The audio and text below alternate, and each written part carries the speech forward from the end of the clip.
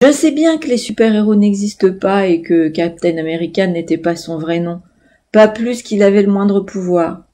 Le seul truc que Wyatt possédait vraiment, c'est une sacrée dose de courage.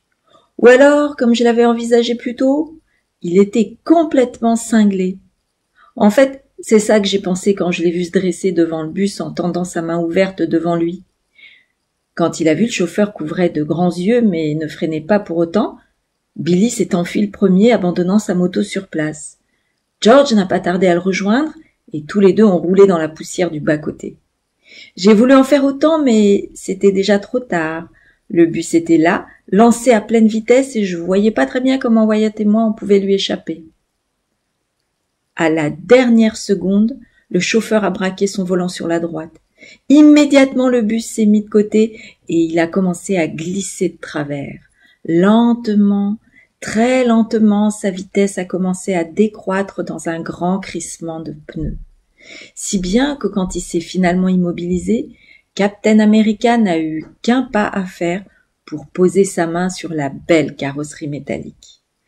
Elle était si lustrée qu'on pouvait voir nos reflets dedans. Il y a eu un petit moment de flottement pendant lequel j'ai senti que mes jambes commençaient à flageoler. Puis la porte du bus s'est ouverte et le chauffeur a sauté de sa cabine en hurlant comme un fou. « Non mais vous êtes complètement dingue! Vous vous rendez compte de ce que vous venez de faire, espèce de... » En fonçant sur nous, rouge de colère, il avait armé son poing pour frapper. Mais Captain America a évité le coup et l'a saisi par le col de son costume avant de le plaquer contre le bus. Sonné, le type n'a plus bougé et Wyatt lui a parlé très calmement. « Comment tu t'appelles ?»« Ah, Dwayne. »« Très bien, Dwayne. Je te présente Lilian.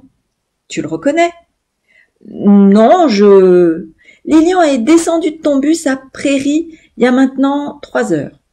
Il avait envie de faire pipi et tu es reparti sans lui. Tu sais quel âge a ce garçon, Dwayne ? » Écoutez, je suis désolée, je lui avais dit de pas traîner, j'ai des horaires à respecter. Tais-toi, Dwayne. Tu t'enfonces. C'est les USA ici. On n'abandonne pas un gosse au milieu de nulle part sous prétexte qu'on n'a pas le temps de l'attendre. Et il se trouve que ce gosse, c'est mon neveu, tu vois. Alors tu sais ce que tu vas faire, Dwayne ? Tu vas faire monter mon neveu dans ton bus et tu vas l'emmener à Indianapolis où son père l'attend. D'accord ? Mais en fait, pourquoi ? Captain America a raffermi sa prise sur le col du chauffeur et sans s'énerver, il a demandé « Y a un truc que tu comprends pas, Dwayne ?»« Non, bien sûr. Je me demandais juste pourquoi vous l'emmenez pas à moto. C'est vrai, ça. Il y serait plus vite à Indianapolis. » Captain America a souri et il a relâché le chauffeur avant d'interpeller son copain George qui était en train d'épousseter son beau costume tout blanc. « Dis-moi, George, de là où tu es, tu peux noter la plaque d'immatriculation de ce bus, s'il te plaît ?» C'est comme si c'était fait, Wyatt. Ensuite, Captain America s'est tourné vers le chauffeur. « Pourquoi je devrais, moi, amener mon neveu à Indianapolis alors qu'il a payé sa place pour voyager tout à son aise dans ce bus, hein ? Dis-moi, Dwayne. » Le chauffeur a baissé la tête, Wyatt m'a regardé et m'a demandé « Tu dois avoir faim, Lilian, non ?» Je voyais pas où il voulait en venir, mais c'était vrai que mon repas avait été frugal et qu'avec toutes ces aventures, j'avais sué sang et eau. Alors j'ai répondu « Oui, un peu. » Alors voilà ce que tu vas faire, Dwayne, le chauffeur pressé. Tu vas t'arrêter à Lafayette et tu vas trouver un bon petit restaurant. Et puis tu vas lui commander un cheeseburger avec des frites, un coca et des donuts. Ça te plairait, ça, Lilian ? Ah ouais. T'as entendu, Dwayne ?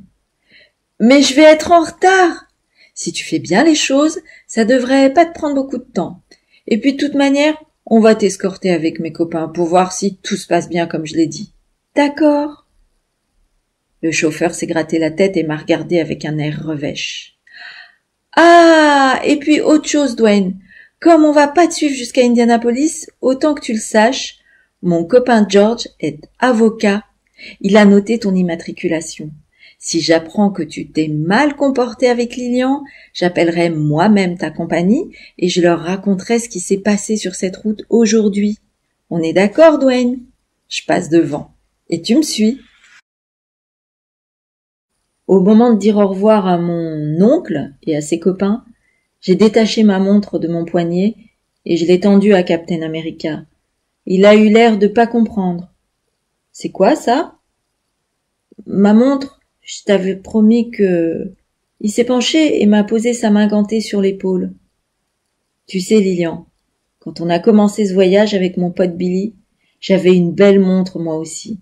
Un truc qui me venait de mon père. Et puis, comme je savais pas quand on reviendrait chez nous, comme je savais même pas si on reviendrait un jour ou si on poursuivrait notre voyage au-delà de la Nouvelle-Orléans, j'ai décidé que cette montre, j'en avais plus besoin. Alors, je l'ai laissée à l'endroit duquel on est parti. Tu peux pas savoir combien on se sent libre quand on n'a plus l'heure à son poignet. Garde la tienne, et peut-être qu'un jour, toi aussi, tu voudras la laisser quelque part. J'ai remis ma montre à mon poignet et je suis montée dans le bus sans un regard pour le chauffeur. Il ne restait plus grand monde sur les banquettes et tous ces gens-là me fixaient avec des yeux bizarres. À l'arrière, j'ai aperçu cette femme avec sa petite fille qui m'avait tiré la langue alors que je courais après le car sur la route de prairie. Apparemment, elle avait plus très envie de me faire la moindre grimace. J'ai donc pris un malin plaisir à lui en faire une, bien horrible. On a redémarré et comme l'avait dit Captain America, les motards nous ont escortés jusqu'à la ville suivante, Lafayette. Là, ils nous ont guidés jusqu'à un restaurant comme j'en avais tant vu lors de nos balades de la semaine précédente. John appelait ça un diner. C'était un wagon de train aménagé en gargote. Une pancarte juchée sur le toit disait que l'endroit s'appelait Joey's. Le chauffeur est descendu tout penaud et avant qu'il n'aille plus loin, Captain America l'a arrêté et lui a parlé en montrant le bus. Dwayne a fait de grands gestes énervés avant de s'interrompre et de filer vers le diner en baissant la tête. Captain America est alors monté dans le bus et s'est adressé aux passagers qui commençaient à s'agacer sérieusement. « Mesdames et messieurs, je vous demande d'excuser votre chauffeur pour ce petit contretemps. Rassurez-vous, vous ne serez pas trop en retard à Indianapolis. Et pour vous dédommager et vous remercier de votre patience, ce cher Dwayne est allé vous chercher du ravitaillement. Lilian! J'ai bondi sur mes deux pieds et j'ai remonté l'allée jusqu'à lui. Wyatt m'a serré la main pendant un long moment, puis, sans un mot, il m'a tapé sur l'épaule avant de se sauver. Ensuite, il a rejoint sa moto et avec Billy et George, ils ont attendu de voir ressortir le chauffeur chargé de sacs en papier pleins de nourriture. Ils se sont assurés qu'il remontait bien dans le bus et qu'ils distribuaient les repas avant de démarrer leur moto. Ils m'ont salué, ont fait demi-tour et sont partis. J'aimais pas les au revoir, encore moins les adieux. Un coup de chance, au cours de ce voyage, je n'avais pas vraiment eu l'occasion de m'attarder sur le départ d'aucun de mes compagnons de route. J'ai donc ouvert mon sac et me suis jetée sur mon cheeseburger. Le bus a démarré au moment où j'ouvrais mon coca. Je pense que Dwayne a fait exprès d'accélérer violemment, mais j'ai pu retenir ma canette et je lui ai envoyé un petit salut dans le rétroviseur où il me regardait.